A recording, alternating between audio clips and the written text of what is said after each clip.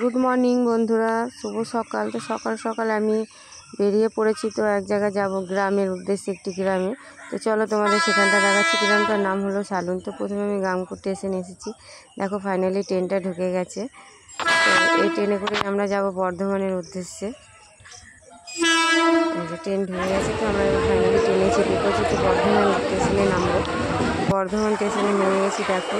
তো এখান থেকে আমরা যাব সালুন, মানে বলগোনার উদ্দেশ্যে, ভাতার বলগোনা। তোমরা কেউ যদি শুনে থাকো তাই জানো।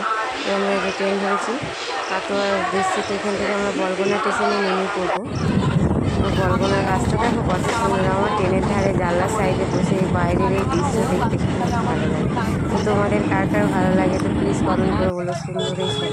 তো চলেই এসেছি দেখো, টোটোতে চেপেছি এবার বলগোনা স্টেশন থেকে আমরা ফাইনালি। তো এবার সালুনের উদ্দেশ্যে যাচ্ছি টোটো করে, এখান থেকে সালুন যাব আমরা।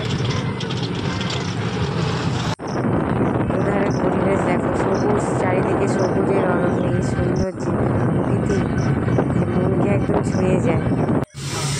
চলে এসেছি সালুন গ্রাম। তো গ্রাম কার কার ভালো লাগে বন্ধুরা কমেন্ট করে বলো প্লিজ।